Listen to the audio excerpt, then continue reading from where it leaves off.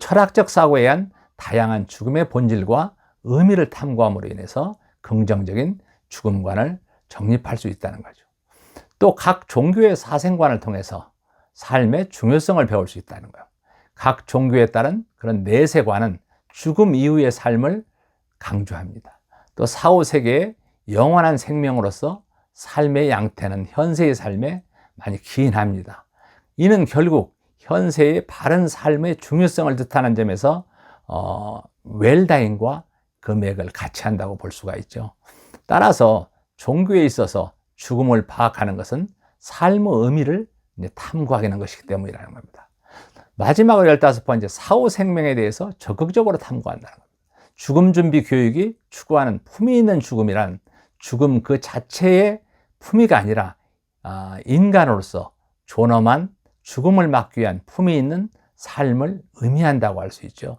그렇다면 품위 있는 삶의 끝으로 죽음 이후는 어떻게 되는 것일까에 대한 의문은 모든 사람이 갖고 있습니다.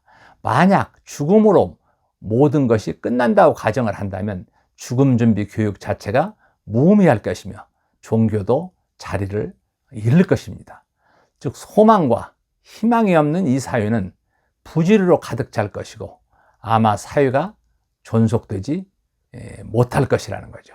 그래서 죽음을 깊이 사유한 사람 치고 죽음이 본래 두렵고 무서운 것이라는 결론을 내린 사람이 별로 없듯이 말 그대로 사후의 영원한 생명에 대한 기대와 희망은 삶과 존재의 의미를 부각시킨다는 그런 점에서 믿음으로 영원히 존속하게 될 것입니다.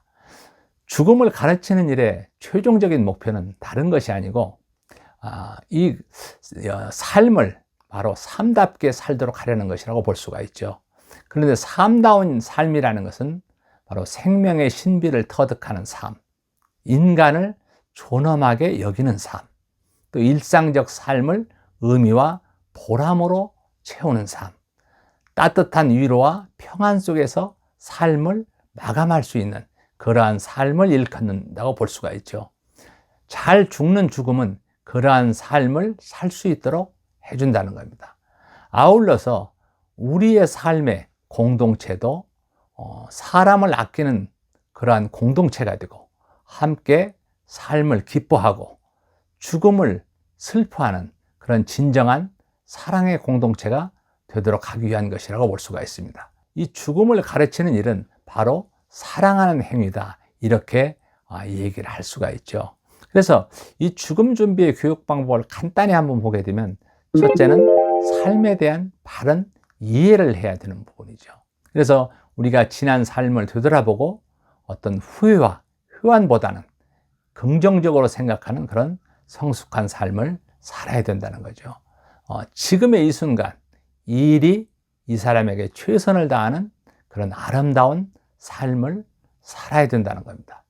그러기 위해서는 인생의 곡선, 그렇죠? 자기가 쭉 살아온 부분들을 통해서 자신의 삶을 뒤돌아볼 줄 알아야 되고, 또 스스로 이제 어떤 그 자신의 그 살면서 바람이나 아쉬움들을 한번 생각해 보고, 또 현재와 과거를 잘 이제 통찰해 볼 수 있는 이런 부분들이 필요하다고 볼 수가 있죠.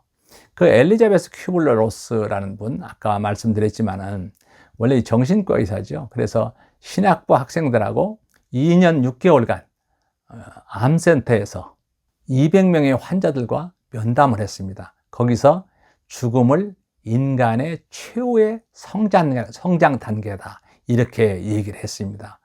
또한 그 삶 속에서 겪는 어려움, 즉 뭐 어떤 낙제라든가 시련, 뭐 강제 퇴직, 뭐 사별, 질병, 이런 것들은 이 사람이 작은 죽음이다, 이렇게 얘기를 했습니다. 그래서 정신적으로는 죽음을 삶의 마무리, 즉 완성으로 보는 거죠.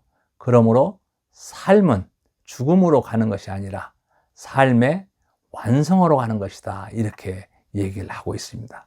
그래서 이 공통적으로 나타나는 그 심리 변화 5단계에 대한 부분을 조금 한 번 더 살펴보면, 첫째는 부정이죠.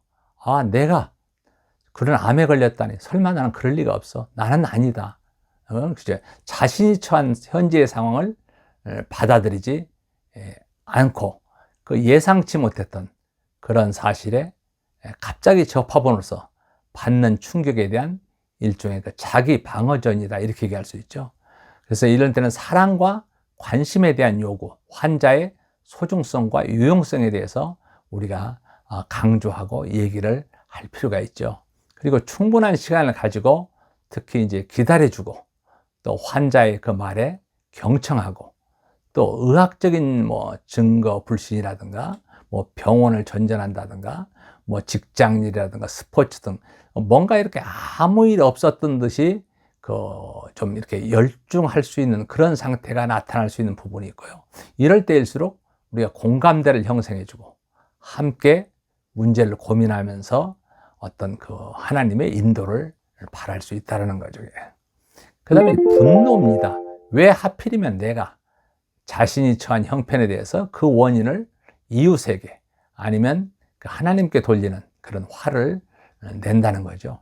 그래서 이럴 때는 용서와 수용에 대한 어떤 욕구, 즉 인내심을 갖고 돌보아주고 수용적인 태도로 대해줄 필요가 있습니다. 그래서 환자의 무력감이라든가 죄책감을 이해하고 분노의 감정을 잘 표현하도록 도와주는 거죠. 또 의료진이나 가족, 친지들에 대한 분노라든가 거친 행동이라든가 이런 게 나올 때 상대방은 자신이 잃어가고 있는 모든 것으로 동일시하고 삶에 대한 희망, 이런 것들을 이해하심을 가지고 기다려준다는 거죠. 그리고 어떻게 보면 그 하나님에 대한 선하심에 의지를 할 수밖에 없는 이런 형태가 되는 겁니다. 그다음 세 번째는 협상이죠. 그래, 인정한다. 하지만 자신의 형편을 개선해 보기 위해서 굉장히 매달립니다. 생명 연장이라든가 임종 과정의 어떤 고통을 통해서 신 앞에서 타협을 구하게 되죠.